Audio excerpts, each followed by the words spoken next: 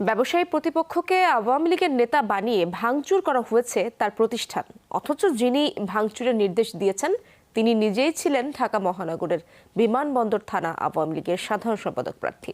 ঘনিষ্ঠতা ছিল বেশ কয়েকজন এমপি মন্ত্রীর সাথেও, আর এখন ব্যক্তিগত ফায়দা লুটতে ব্যবহার করছেন বৈষম্য বিরোধী আন্দোলনের ব্যানার। ঢাকা কাস্টমস হাউজের গেটের দুপাশে দুটি জটলা ঠেলে ভেতরে ঢুকতেই একটি ব্যানার চোখে পড়ল। শহীদ আবু সাইদ সহ ছাত্র হত্যার বিচার চেয়ে ব্যানারটি টানানো হয় সাধারণ সিএনএফ এজেন্ট ও কর্মচারীদের পক্ষ থেকে, কিন্তু এই প্রতিবাদ সমাবেশের আয়োজকদেরই খুঁজে পাওয়া যাচ্ছে না। আপনারা কি সিএনএফ এজেন্ট? সিএনএফ আমরা তো জানি না এটা কি জন্য এটা কেরা টানাইছে তা তো জানি না। কে দিছে হয়তো বা আমাদের নাম ব্যবহার করছে, আমার মনে হয় না যে আমাদের লোকজন এটা করছে।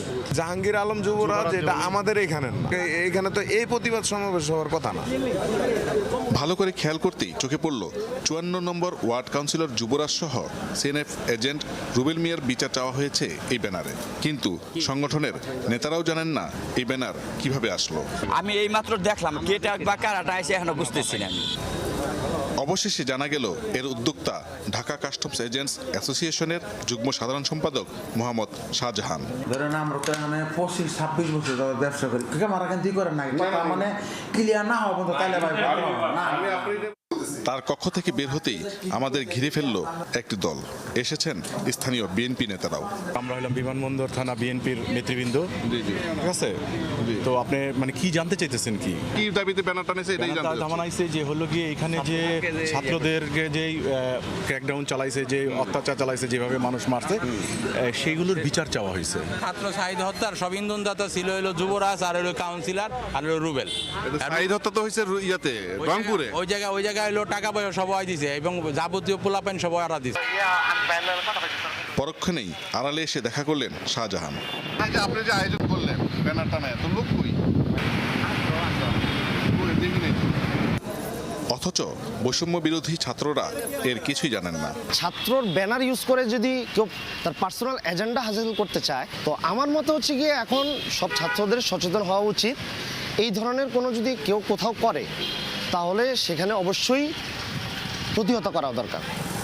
যে রুবেল মিয়ার বিরুদ্ধে শাহজাহানের অভিযোগ, এবার তার মুখোমুখি হলাম। ওনার সাথে ব্যবসা করতাম। পরবর্তীতে আমি 2022 সালে যখন ব্যবসা আলাদা করি, উনি আমার প্রতি ক্ষিপ্ত হয়ে যায় আমি কেন আলাদা ব্যবসা করব। টোটাল 20টা মামলা করেছে উনি আমার নামে। হ্যাঁ, জেল খাটতে হয়েছে আমার। আমি টোটাল 22 দিন জেল খেটেছি। এই যে দেখেন উনি আমার অফিসটার কি অবস্থা করেছেন, দেখেন ভেঙে আমার স্টাফদেরকে উনি মেরে একদম আহত করে দিয়েছেন। এই যে আমার এক ভাইকে দেখেন উনি মেরে এই যে হসপিটালাইজড করে দিয়েছেন। অথচ সেই শাহজাহান ছিলেন বিমানবন্দর থানা আওয়ামী লীগের সাধারণ সম্পাদক প্রার্থী। সখ্যতাও ছিল বেশ কয়েকজন মন্ত্রী এমপির সাথে। এখন ভুল পাল্টে প্রতিপক্ষকে ঘায়েল করার চেষ্টায় তৎপর হয়ে উঠেছেন। অপূর্ব আলাউদ্দিন, যমুনা নিউজ, ঢাকা।